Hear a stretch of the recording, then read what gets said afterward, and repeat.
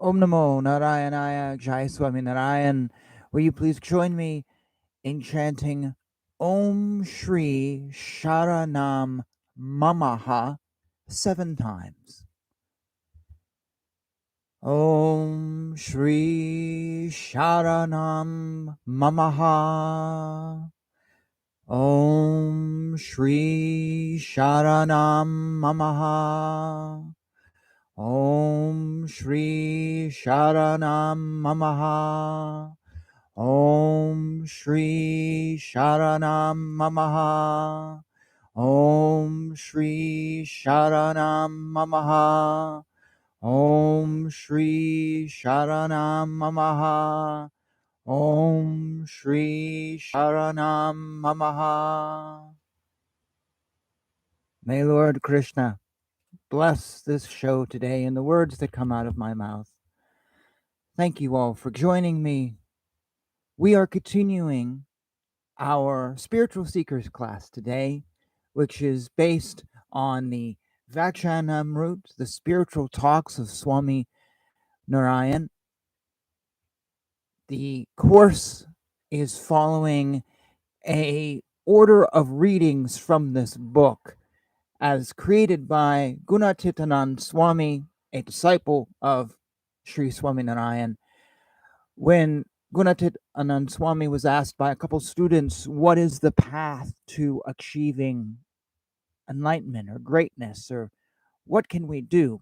And he gave them an order of readings, bit by bit, each one building upon the previous one. And that's what we're doing. We're following it along. I'm going to adjust my light. Some days I can get it really good. There we go. That's a little better. It has like 3 settings, and depending upon the window and the light and other things, it can be good. And then I start the show and it's not. Anyways, we're following this course of readings in the Vachanamrut. And today I was going to go on to the next reading, but I saw something on Facebook. That could be very dangerous if you've seen this show before. But I saw something on Facebook and I thought, oh, that's interesting. I was thinking about it. And then the next day I was reading just for myself from the Vachanamrut.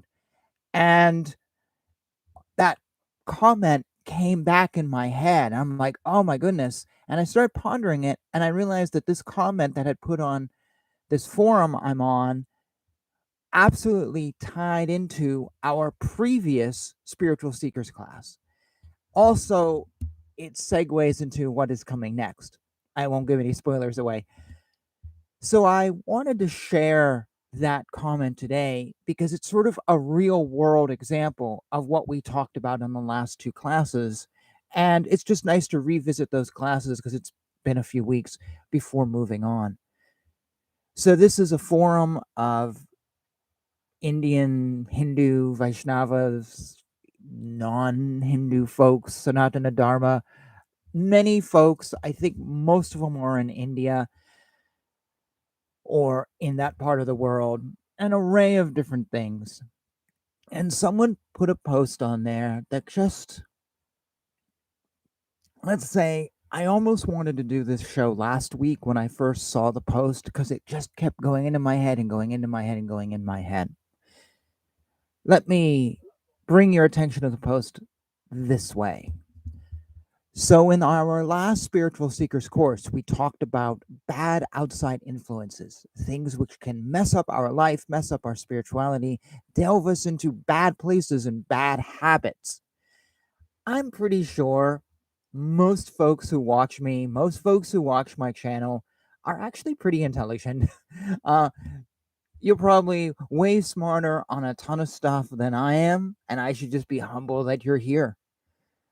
I know I have many scholars of different religions out in my audience.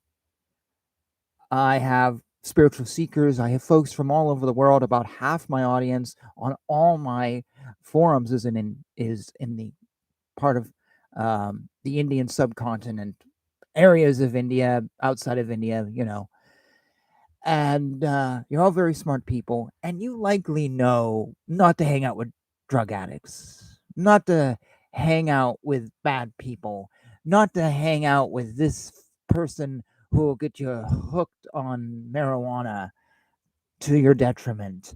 Not to hang out with thieves who are like, yeah, come along with us when we rob the bank.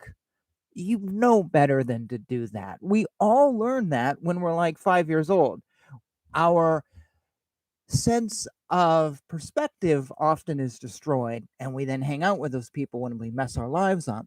But we all know to avoid people. We all know that temptation is really, really strong. If you watch porn 5 days a week, you know you're liable to be watching it before long 6 days a week, 7 days a week. This is just human nature. It takes a very strong person to stand up against those things. I speak from experience living with folks who really pulled me down, and I just pushed away from a lot of bad things that they were doing, but it also messed me up on other levels. So we know this. This comment, though, drew my attention to something which is an outside influence, which is probably a greater temptation, a greater threat than any of the things I've just mentioned. It's, well, I bet most of us are not tempted by drugs on a daily basis. And I mean heroin or crack or whatever's out on the street these days. Most of us probably are not tempted by that. We're not around drug addicts. Most of us are probably not ever going to be tempted to rob a bank because most of our friends are probably not bank robbers. But there is something in society, and it's gotten worse and worse across the globe, that is a threat to all of us. And we may not actually see it as an outside influence. It is, it's 100% an influence, outside influence. And we may not see it as a threat to us because, oh, it's just, whatever, people are being people. But when I tell this to you, and when you think about it, you're going to realize that this is bad. This is a threat that we must be on top of. And that is people who make us angry. And related things that make us angry. How often do you hear someone say, I stay off Facebook or YouTube or wherever. I don't watch anything political because it makes me so angry. You've probably heard that far more often than you've heard someone say, yes, I'm trying not to rob a bank this month. I should get some more examples. That was kind of silly. But how often do you watch the news and you're like, oh, these stupid politicians? If you're like some folks, quite regularly. How often do you read a blog by someone on politics and you just swear that that person is so angry? Quite frequently. How often do you see people going around who just seem to be angry? Angry at life, angry at people, angry at things. Anger seems to be the common modality for most of us these days. Anger seems to be our home base, I swear. So many people live in a state of anger. Everything makes them angry. I was listening to this girl online. I remember about a year ago, she was sorry, I had an itch there. Now I messed up my D-Luck. She was a woke progressive activist. She considered herself part of Antifa. And she says in this interview, before she left all that, I went to bed every night angry at someone, something, or somewhere. Every night I was angry. And she goes, I would wake up angry and I would go to work angry because someone probably pissed me off on the way to work. And she goes, it was exhausting. Well, this comment, to go back to the origin of this whole show, someone wrote, and I think this guy is somewhere in India or Bangladesh or somewhere around there. He goes, I meet these Muslims and Christians who think Sanatana Dharma is just a myth and a lie, and it makes me so angry. And further in the comments, he said that it just makes him angry all day, and he can't stop thinking about this. And when I saw that, of course, I was like pretty much everybody else in this forum going, well, you should do this and try meditating and try chanting Hare Krishna and try praying or trying doing this. And then, as I said, the next day I was reading something from the Vachanamrut, and I'm like, no, it's bigger than that. It's bigger than just giving advice on how not to be angry. This is a real issue. Shree Swaminarayan says being angry can actually stop your spiritual growth in its tracks. Actually, I'm blanking on the word he uses, but it can actually pull you backwards. It can destroy all the merit you've built up. That's how bad anger is. And we see so many people out there angry in this world that of all the outside influences I talked about in the last spiritual seekers class, I realize now I failed to mention those who make us angry and those things that make us angry, because that might be the biggest threat to most of our lives. I know personally, there was a while, it was a couple years ago, where I kind of stayed off YouTube on the weekends because I would get on YouTube and I would get lost in these videos and political stuff, and I watch a lot of news, and it would get me frustrated like I was during the week. So I had to get off of that on the weekend to not get angry, not to waste 2 or 3 hours either. And I actually don't do Facebook at home on the weekends. I deliberately don't have it on my home computer because sometimes I'll get into some forum and this pisses me off.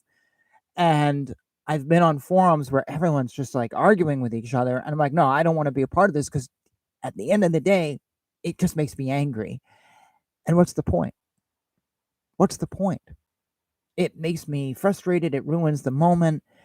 And this conversation may last for 5 minutes on Facebook, but I'm angry for 5 or 6 hours and I can't stop thinking about it.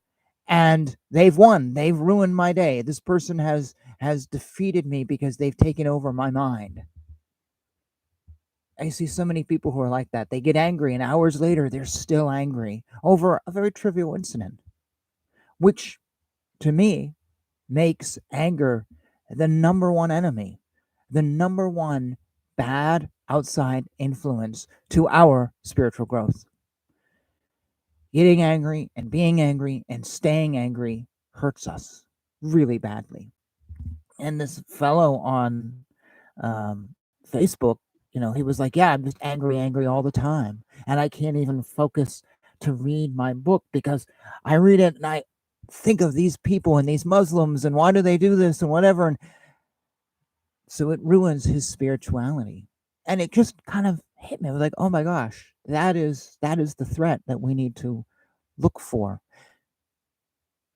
Swaminarayan says in the Vachanamrut that he gives the example. He's sitting with a lot of his students and talking to them, and he says, anger is like this. He goes, if one poisonous snake, just one, not 100, not 50, just one, shows up right here in the midst of where we are sitting, all of us are going to run away.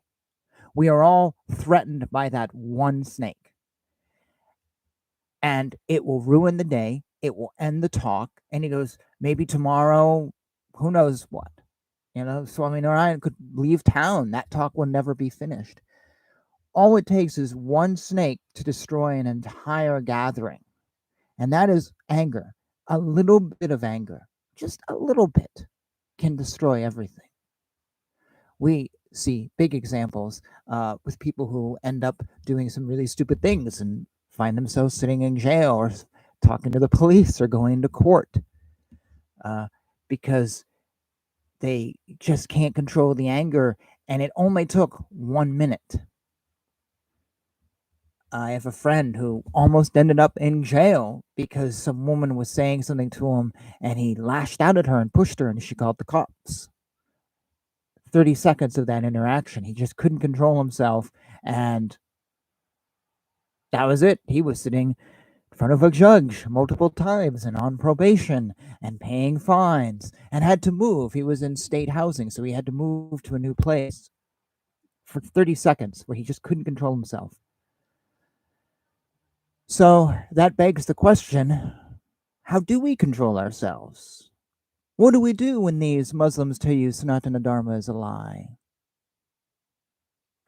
There's no easy answer to that because there's as many shades to how to control your anger as there is forms of anger. There's no band-aid that will solve all problems. I do not believe sitting here and going, Hare Krishna, blah, blah, blah, will solve your problem no matter what.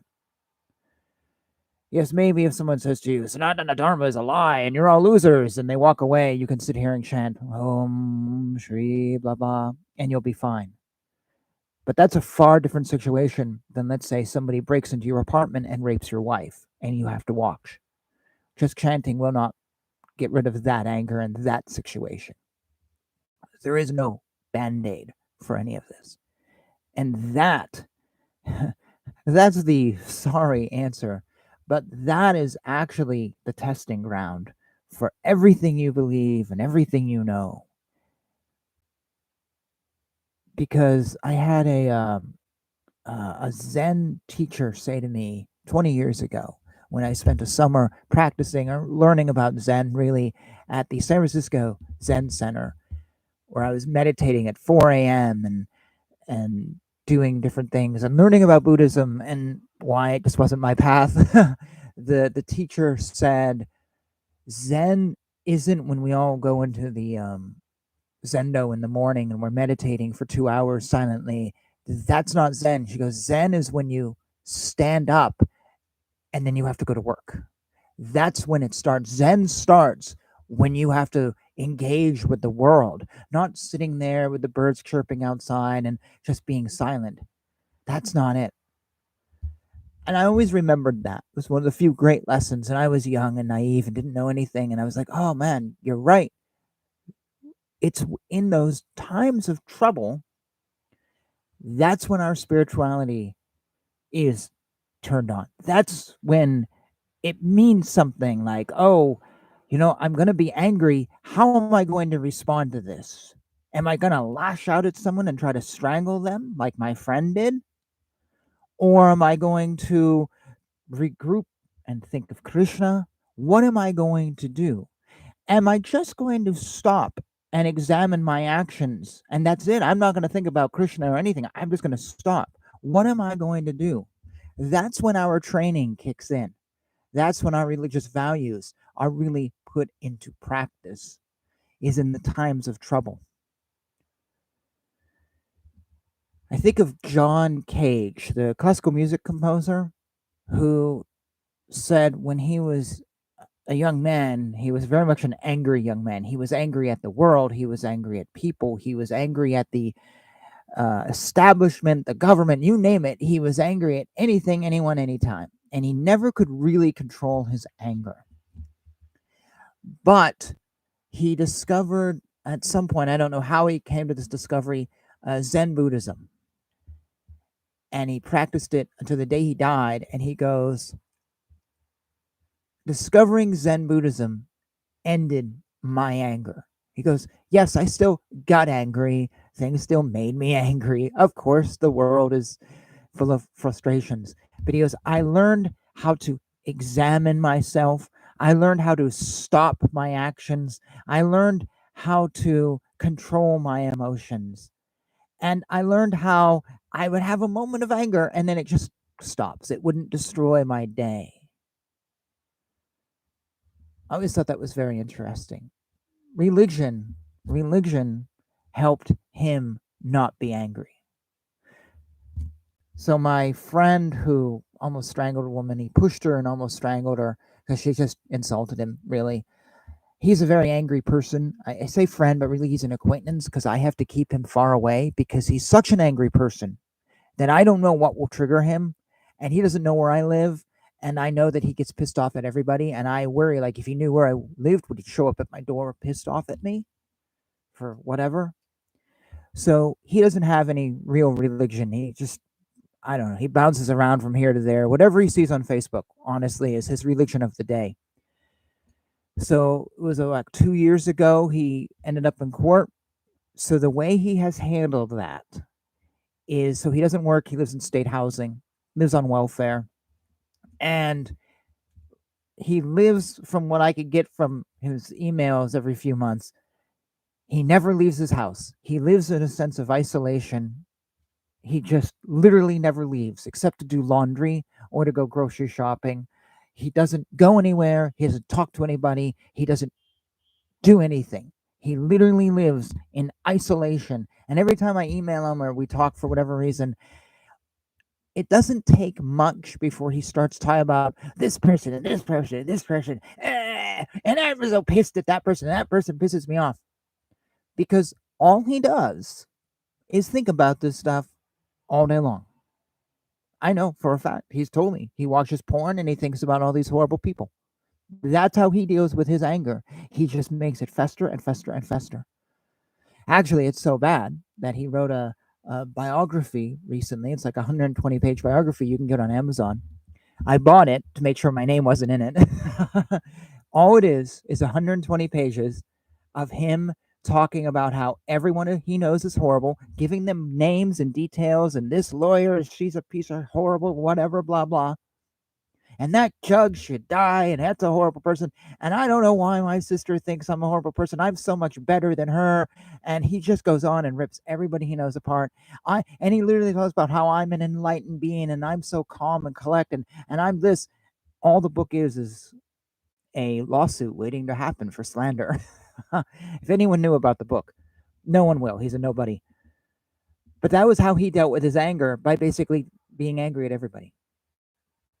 You compare that to John Cage, who found religion, found something greater than himself that gave his life meaning that even his music couldn't do for him. And I believe actually he was also an expert in mushrooms and beyond science.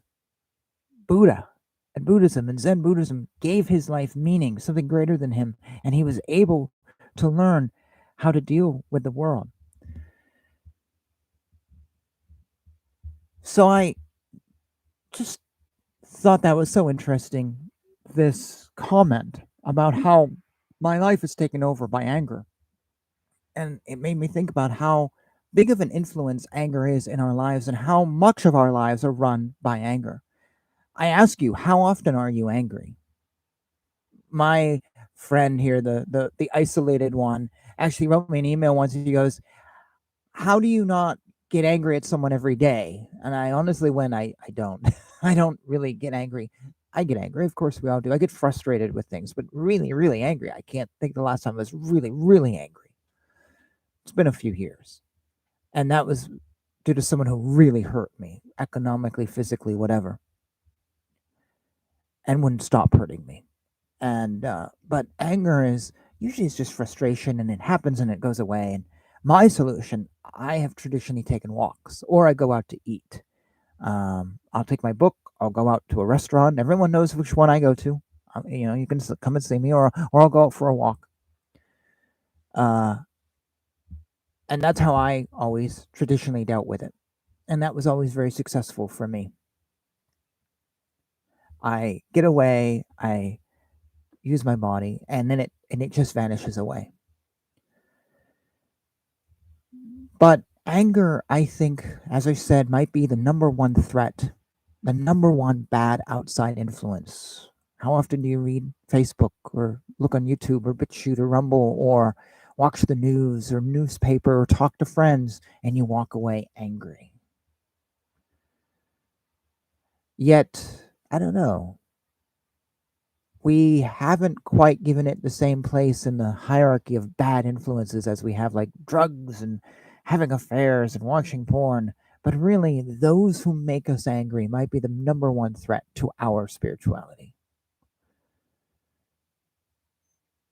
There's more I could say on this, but I just wanted to share this little insight into anger. It just seems so like, it just, I don't know. It was just a powerful thought that I kept thinking about all week and thinking about it. I was like, I have to talk about this. In the next Spiritual Seekers class, we will go on to the next bit of reading, and it actually is taking the idea of bad influences and moving it to the next step. So look forward to that class in a few weeks. I'm going to be ending the show here. I've said my piece, and there's no more that I feel I can contribute, but I welcome you to start a conversation below with me after the fact. Please do. And yeah, thank you for watching. For whatever reason you may be here, for whatever thing you may get from whatever I say, we're in this together. I'm your cheerleader, and I support you, and we're doing this together. So thank you. All the best in your spiritual journey. Jai Shri Krishna. Jai Shri Swaminarayan. Hare Krishna, Hare Krishna, Krishna Krishna, Hare Hare, Hare Rama, Rama Rama, Hare Hare.